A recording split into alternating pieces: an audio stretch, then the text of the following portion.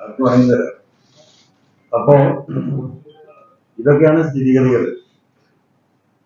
ഇപ്പൊ എന്നെ സംബന്ധിച്ച് ഞാൻ ഇന്നത്തോട് കൂടിയിട്ട് ഈ ഒന്നാം ഘട്ട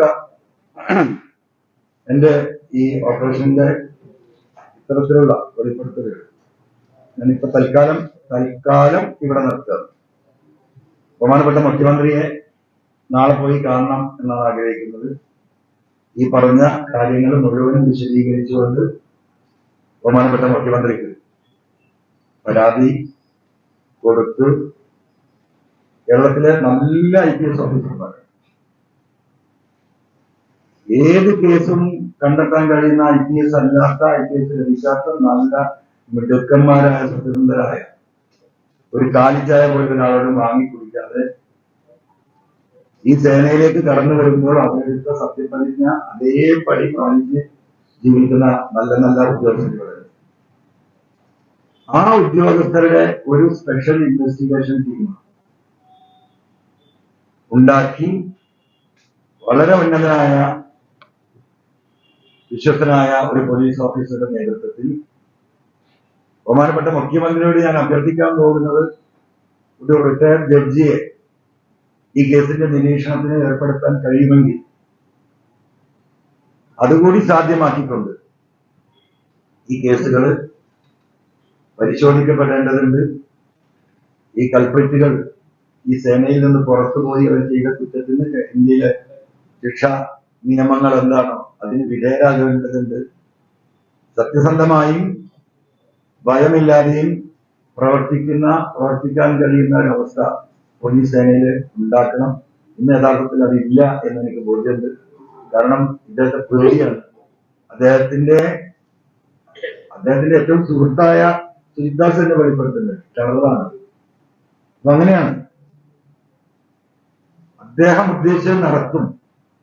അദ്ദേഹം ഉദ്ദേശിച്ചത് അദ്ദേഹം അടിച്ചിരിക്കും. ഒരാൾക്ക് ചെറുതിൽ നടക്കാൻ കഴിയും. അപ്പൊ സ്വാഭാവികമായിട്ടും ഈ അന്വേഷണത്തിന്റെ മുമ്പായിട്ട് അദ്ദേഹത്തെ ഈ ചുമതലയിൽ നിന്ന് മാറ്റണമെന്ന് ബഹുമാനപ്പെട്ട മുഖ്യമന്ത്രിയും ഇടതുപക്ഷവും ആലോചിക്കട്ടെ. ഉത്തരവാദിത്തപ്പെട്ടവർ അദ്ദേഹത്തെ അവിടെ ഇരുത്തിക്കൊണ്ട് ഈ ഒരു അന്വേഷണം നടത്തുക എന്ന് പറയുന്നത് സസ്പെൻഡ് ചെയ്യണമെന്ന് ഞാൻ പറയുന്നില്ല. അത് അവര് ഉത്തരവാദിത്തപ്പെട്ടവർ തീരുമാനിക്കട്ടെ. ആ രീതിയിലുള്ള വളരെ ഡീറ്റെയിൽഡ് ആയിട്ടുള്ള ഒരു ഇൻവെസ്റ്റിഗേഷൻ നടന്നാൽ ഞാൻ ഈ പറഞ്ഞ പല ദുരൂഹമായ മരണങ്ങൾ വേറെയുണ്ട്. ആളുകളെ കാണാതായിട്ടുണ്ട്.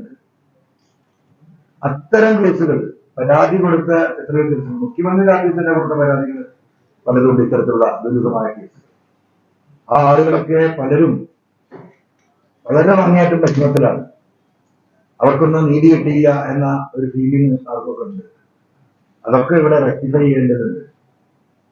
അത് റെക്ടിഫൈ ചെയ്ത് ബഹുമാനപ്പെട്ട മുഖ്യമന്ത്രി തന്നെ ഈ വിഷയത്തില് ഇൻവെസ്റ്റിഗേഷനിൽ ഇടപെട്ടുകൊണ്ട് ഈ കാര്യങ്ങൾ സത്യസന്ധമായി പുറത്തേക്ക് കൊണ്ടുവരാനുള്ള നടപടികൾ സ്വീകരിക്കണം എന്ന് പറഞ്ഞുകൊണ്ട് ബഹുമാനപ്പെട്ട മുഖ്യമന്ത്രിക്ക് ഇന്ന് ഞാൻ ഇന്ന് പോയി നാളെ അദ്ദേഹം അവിടെ ഉണ്ടെങ്കിൽ അവിടെ കാണുന്നുണ്ടെങ്കിൽ കണ്ട് അത് നൽകാൻ തന്നെയാണ് തീരുമാനം. ഇതിന് വെളിപ്പെടുത്തലുകൾ ചിലതൊന്നും വെളിപ്പെടുത്താൻ പറ്റാത്ത പ്രയാസങ്ങളുണ്ട്.